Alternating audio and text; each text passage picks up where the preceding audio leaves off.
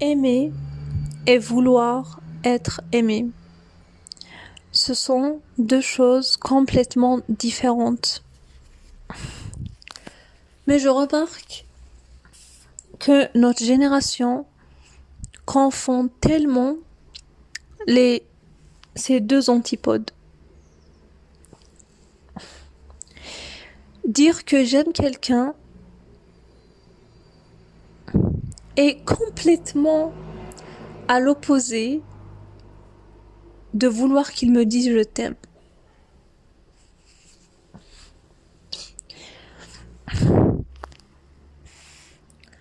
Et généralement, je remarque que la plupart, quand ils expriment leurs sentiments, ils veulent un retour au fait.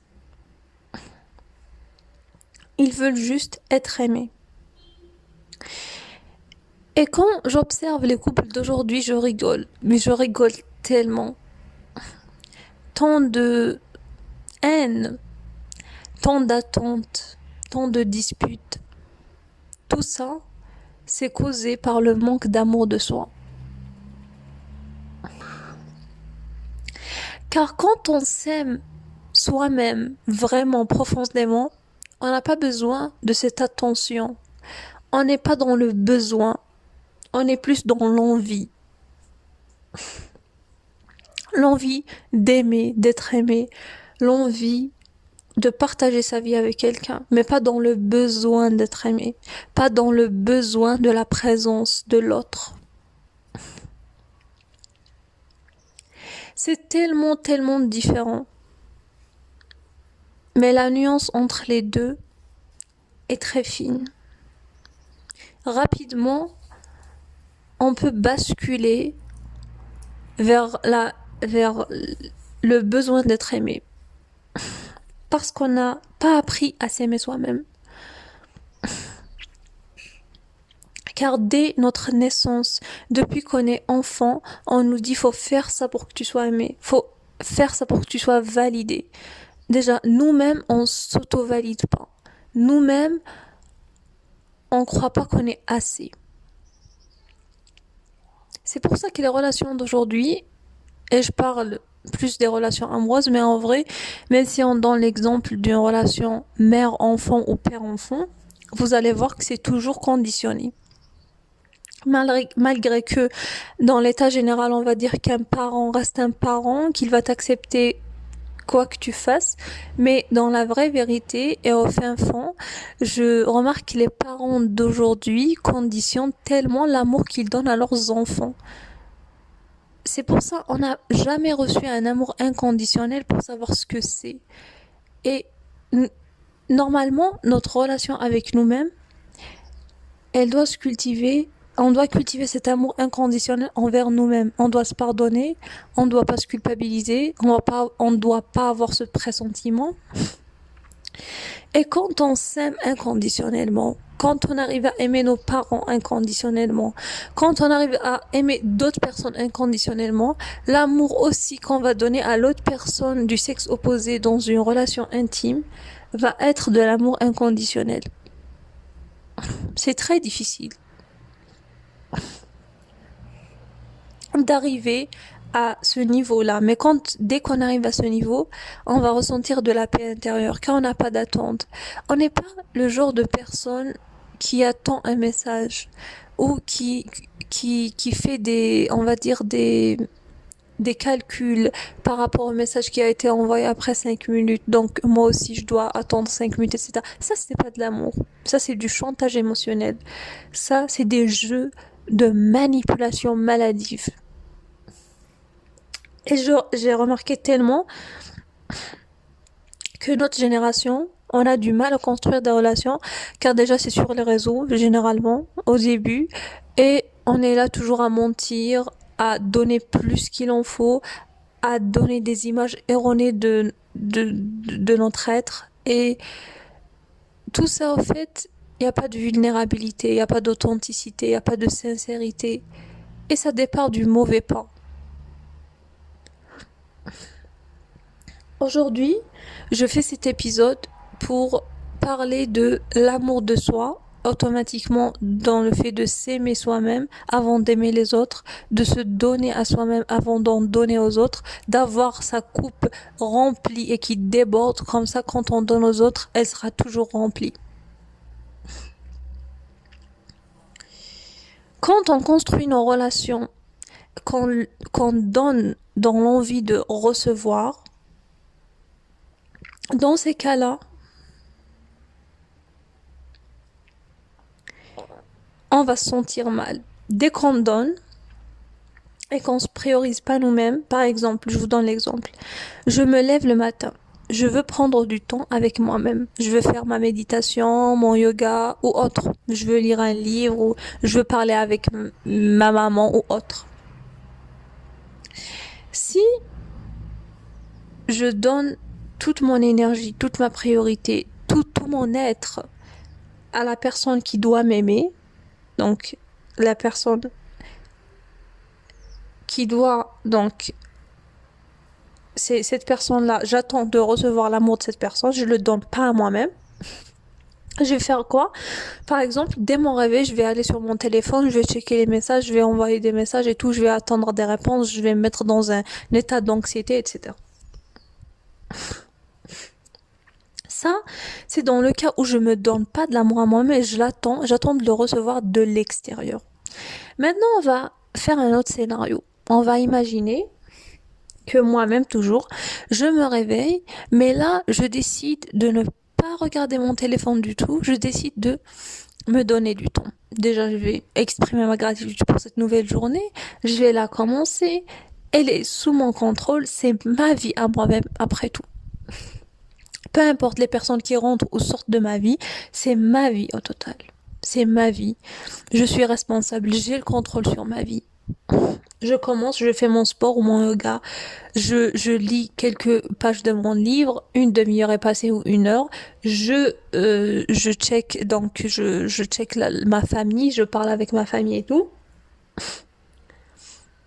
Puis là, quand je suis dans les transports en commun ou quand j'ai du temps libre, je vais aller sur mon téléphone, prendre des nouvelles sur ces personnes-là. Après, ça dépend le degré de la relation, bien évidemment. Là, je parle par exemple dans ce qu'on appelle, nous communément maintenant, les situationships. Donc là, vous êtes même pas ensemble, mais tu donnes toute ton énergie. Et puis tu te plains. Et même si vous êtes ensemble, toujours on est dans le cadre où tu te priorises toi-même. Puis bien évidemment, l'attention que tu vas donner à la personne, c'est selon si elle est ton petit ami, ta petite amie, ou ton conjoint, ou juste un ami, ou juste un crush. Ça dépend. Faut jamais donner plus que le cadre que vous avez, ok? Faut toujours prioriser ta paix et faut toujours faire en sorte que ta paix soit la première chose à préserver. Ta paix intérieure, elle n'a pas de prix. Et en réalité, je reconnais que les relations d'aujourd'hui sont vraiment dures à maintenir, à construire, car on est dans une génération d'intelligence artificielle, des gens qui te donnent des réponses qui ne sont même pas les leurs, qui n'assument pas leur personnalité, qui n'assument pas leur ignorance, qui ne sont pas vulnérables, et tout ça n'est pas attirant en vrai, tout ça n'est pas humain. D'ailleurs, on voit que il y a par exemple un énorme conflit et une énorme différence entre la personne que tu connais sur les réseaux et celle que tu vas découvrir face à face, car les lacunes et le manque de confiance ne peut pas se dissiper quand on rencontre la personne face à face, quand on a nos yeux dans ses yeux. Et voilà, tout ça, c'est un peu les lacunes et les conflits qu'on peut avoir aujourd'hui dans nos relations. Mais je voudrais vraiment exprimer le fait que l'amour, ce n'est pas tout ça. Quand je dis à quelqu'un je t'aime, c'est je t'aime sans que tu m'aimes. C'est je t'aime, je veux te voir épanoui dans ta vie. Ça me fait plaisir de savoir que tu vas bien, que que tu es en train de réaliser tes rêves. L'amour, c'est le support de l'autre, c'est le fait de vouloir le voir beau, ce n'est pas la jalousie. La jalousie n'a rien à voir avec le vrai amour. Quand on aime, on n'est pas jaloux de l'autre, on n'est pas jaloux de son succès, on n'est pas jaloux de sa beauté, on veut qu'il s'épanouisse, on veut qu'il se voit beau. Tout ça, c'est ça l'amour. En fait, on veut qu'il passe un bon moment avec ses amis. On veut qu'il soit épanoui dans sa vie. Au fait, on veut pas restreindre sa liberté. On veut lui ajouter de la liberté, soit financière, soit géographique, soit émotionnelle, soit toutes les libertés qui peuvent exister. On veut lui rajouter de la liberté.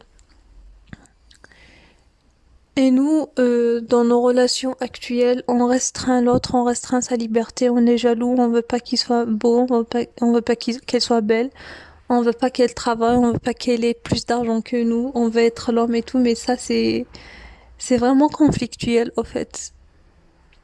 Toujours la règle que j'utilise dans ma vie, c'est que si cette personne me rajoute de la liberté, c'est qu'elle est bonne pour moi. Si elle ne rajoute pas de la liberté, c'est que ce n'est pas la bonne personne pour moi.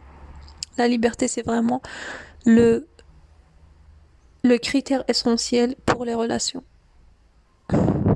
Car l'amour est liberté, l'amour est épanouissement. Le vrai amour, c'est le fait de se sentir vraiment libre, le fait de se sentir vraiment soi-même, le fait de pouvoir être qui on est vraiment, de s'assumer pleinement. L'amour, c'est la dissipation de l'ego, c'est la disparition de l'ego. C'est la reconnexion avec notre être suprême. On ne peut pas aimer et en même temps se soucier d'être la bonne personne, se soucier de dire les bonnes paroles au bon moment. Quand on aime, on se relâche, on relâche la tension, on est là, à l'instant présent. On n'a pas besoin d'avoir raison, d'être si fier, parce qu'on aime, on est dans l'amour.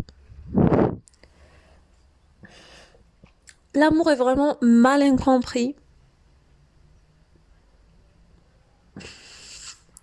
car tout le monde est en manque. Tout le monde en manque d'amour et on cherche au mauvais endroit car il est à l'intérieur de nous. Si tu veux remarquer la différence,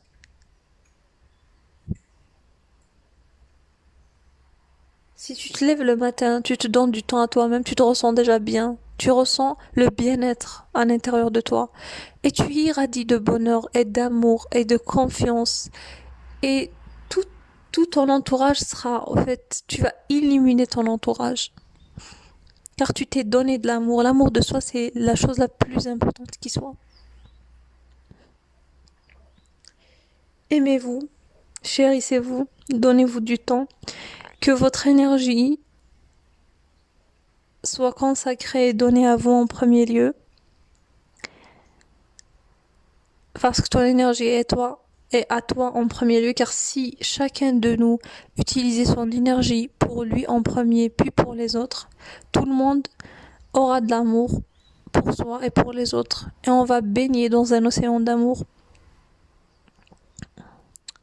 Mais c'est parce que chacun de nous a oublié de s'aimer et cherche cet amour à l'extérieur et veut absolument que quelqu'un l'aime, que quelqu'un lui affirme ça avec des mots, avec des gestes, avec des cadeaux. C'est parce qu'il manque d'amour envers lui, c'est parce qu'il manque de mots envers lui, d'affirmation, de cadeaux, d'attention, de moments de qualité. Tous les langages, les 5 langages de l'amour qui sont le contact physique, les cadeaux, les moments de qualité, words of affirmation, les mots d'affirmation. Quoi encore? J'ai oublié un. Quality time, gifts, words of affirmation, touch, contact physique et... J'ai oublié. Act of service, voilà, des actes de service. Si on n'arrive pas à avoir tous ces langages d'amour avec nous-mêmes, même le contact physique, faut explorer son corps et le connaître. Si on n'arrive pas à se donner tout cet amour-là à nous-mêmes, on est en manque. Et on va chercher à donner aux autres les langages qui nous manquent, en fait.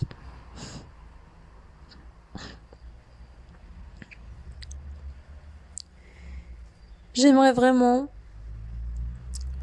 que je passe ce message au moins à une personne d'entre vous. Je pense qu'on va s'arrêter là. Et je vous remercie.